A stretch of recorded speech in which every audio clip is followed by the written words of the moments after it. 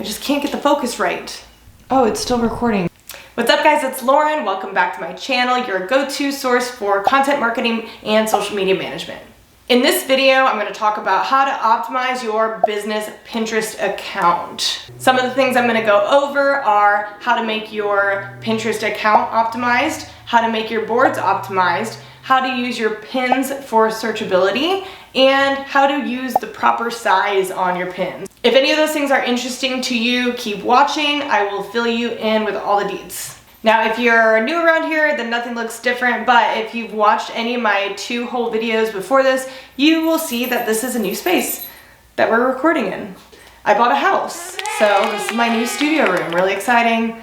Hopefully I'll get some cool little setups going on in here, but yeah, for now, this is going to be background of choice because it's the only part of the house that's set up. So I recorded this at my old apartment and I was having a bunch of problems with the light. It was at sunset and it was just a mess, hot mess, and the focus was off, so I'm redoing it. I'm gonna try to buzz through it because I already recorded this and that's super annoying, but I'm just gonna dive straight into it. So getting into Pinterest, there's so many different things that you can do to grow, different ways that you can utilize it to grow traffic to a different page, such as like your website or even your Instagram. But right now, we're just gonna talk about optimization of the account itself. And that really just starts with making sure that you have a business account set up. So on Pinterest, much like Instagram, you can either have a personal account or a business account. And in most cases, you're gonna want the business account if you're using it for anything more than just, pinning your favorite recipes and whatnot. So like I said, turning on your Pinterest to be a business account is pretty easy. You just go to your account settings, I believe it's like profile settings, and you'll see the option there. If you can't figure it out, Google it. I think you can do it. I believe in you. The reason being is you can customize your pins a little bit more. You can also see your analytics, so you can see, what people are clicking on, what people are repinning, therefore seeing what people like, and that's super important in any kind of marketing because you want to do things that people are into. Just kind of makes sense, right? So the components of your page would obviously include your profile picture and then also your bio. Your bio is really important. You've got 160 characters there. That's not a lot, but it's enough to get your point across. So in those 160 characters, you need to portray exactly what your page is about, what your brand is about, what people can expect to see from you, and deliver it in a way that is personable, but also packs a bunch of keywords in it. So if you know anything about SEO, website SEO, keywords are king, and this is how people find your content. As people are searching for specific questions within your niche, your profile will be flagged by Pinterest as a source for them to get that question answered. Just because it's searchable though, it doesn't mean you need to be super stiff. Have a little fun with it, show some personality. It doesn't have to be too boring, but just keep in mind that it is searchable. That's the key takeaway from pretty much all of the points today. I'm going to show an example of a client bio that I wrote for a beauty blogger I was working with earlier this year.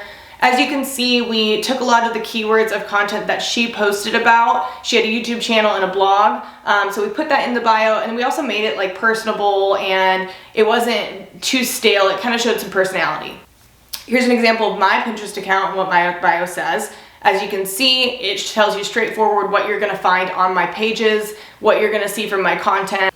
It's just a really quick glance at what people can expect from you. People on the internet really don't have that much time. They don't wanna see a bunch of fluff or bullshit. They really just wanna know exactly what you're about with one glance. So keep it simple, shoot them straight. That's it, that's all that's to it. Moving on to your Pinterest boards. Being as this is going to be your business account, whether that be a blog or a brand or, for your client, maybe if you're a social media manager, the boards are no longer your own. You gotta use it for the purpose of driving traffic to your website or creating brand awareness. Again, this really just goes back to niching down and making sure that you know exactly what your mission is, you know what kind of content you're putting out, and then making sure that you don't veer off of that path. I know it's super easy to do, especially when you're just like browsing on Pinterest and you're like, this is really cute, and you want to just throw it in a board. Don't do that. Just try to keep it all on brand, all cohesive. You'll end up much happier with the results.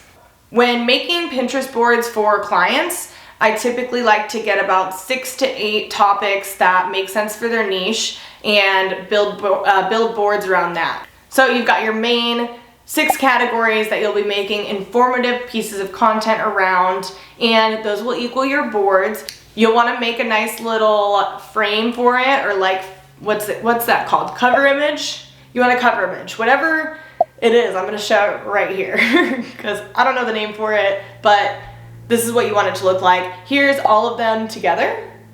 And it kind of shows, you know, you can see my brand colors, you can see what I'm about, everything looks very clean and cohesive. That's the kind of way that I like to do it. Obviously there are other ways that you can do it, but to me this just looks really clean. And again, it shows people exactly what you're about just at one glance of boom, this is the content that I'm putting out. If you want to know about this, you should follow me.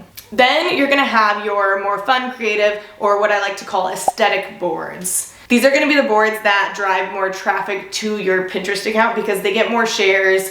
It's kind of like the Pinterest nature, right? Like that aesthetic, that vibe. So if you have a board that is more just aesthetics, you will bring more people to your Pinterest page, therefore bringing them on to your more educational or informative pieces of content and original content. That's kind of the goal, is to attract people so your original content gets clicked, because that equals web traffic, which equals sales, which equals awareness and all the good stuff. My camera died. I made a little sandwich and I got myself one of these.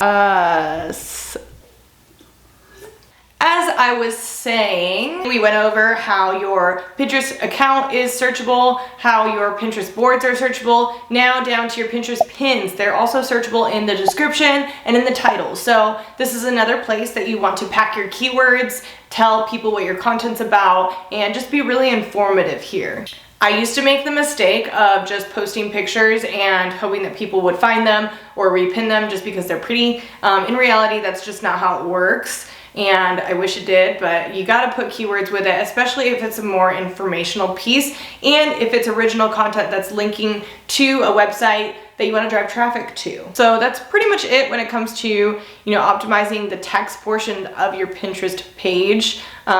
Keywords, keywords, keywords. Don't forget about the keywords. Before I start making a piece of content, I make a little spreadsheet of all the different types of keywords that might attribute to that content. So that way I can use them in these areas. I can use them in my blog post or in the YouTube description. There's so many different ways that you can utilize keywords. They're just really important, okay? I feel like if I say the word keyword enough, it will get into your brain. Keywords. So now that we've gone over how to optimize all of the words on your Pinterest account, the last piece is how to optimize your actual image on your pins. So as you may know, Pinterest is a visual search engine, so it's very dependent on, you know, the imagery that dictates what people repin. It dictates what the Pinterest algorithm likes, and there's a couple just like weird kinks that Pinterest likes over other social media outlets. I don't know, she's a little freak. So Instagram has a particular size that it likes, Facebook has a particular size that it likes, Pinterest has the same thing. Vertical images just tend to do better in Pinterest, so if you have a horizontal image, crop that shit, make it vertical, do what you need to do, switch it out, I don't care. Do not post horizontal images on Pinterest, it just doesn't work. It's too small as you're scrolling, people won't see it, and you're gonna get ignored. The thing about Pinterest that's a little different than all these other platforms is Pinterest will allow you to post, honestly, like whatever size ratio that you want, which is cool in theory, but in reality, it really hurts you because if you post the wrong size, your pins aren't gonna be optimal, they're not gonna get reshared, they're not gonna get repinned, and they're just not gonna drive as much traffic. So you have to post the Pinterest size, and the optimal Pinterest size is 1080 by 1620. Now you can go higher than that, taller than that. So 1080 by 1920 is the Instagram story. If you wanted to do that, you could, but you know, technically the 1080 by 1620 is the optimal Pinterest size, and that ratio is going to be a 2:3 ratio. Another weird quirk that Pinterest likes is, for some reason, I don't know if this is even scientifically proven, but I'm not the only one who says this. Pictures without faces tend to do better. So, you know, if you have content and it's more lifestyle portrait where you've got these smiling, pretty faces and all of these different elements going on, it's just not gonna perform as well as like a close-up detailed shot on Pinterest. A picture that might do really well on Facebook is not going to do well on Pinterest. So just kind of play around on the different channels and figure out what performs best. Overall, Pinterest just has that kind of edgy, more artistic feel to it. Those are the images that are going to perform better just naturally. You can also make graphics or like cards for your content, especially if you're trying to drive to web content or a video. Here's a couple examples that I've done for clients and myself. I'll paste them all over, pop, pop, pop, pop, pop. And the whole argument of whether or not you should have words on your pins is debatable. Some people will say that it does better. Some people will say that it doesn't. I like to do, you know, a mix of variety. If I'm trying to drive traffic to one page on a website, I'll do a couple that don't have words. I'll do a couple that have, you know, minimal, really big words. I'll do a couple that has, you know, like different sections of words and just see how they perform. Honestly, for me and my content, the stuff that has more words tends to do better because my content is informative, and that's just what I've noticed, but you know, it really just depends on your brand and your niche and how your audience is reacting. So that's pretty much it when it comes to solely just optimizing your account. So this is all the stuff before you even go and brainstorm and start making content. This is the bare bones that you need to start with and think about when you're trying to promote something on Pinterest or drive traffic on Pinterest.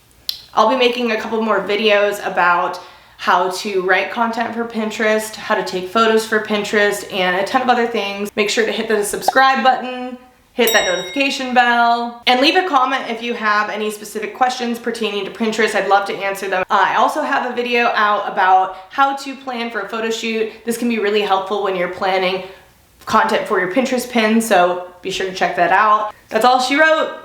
Thanks for watching, and I'll see you in the next video.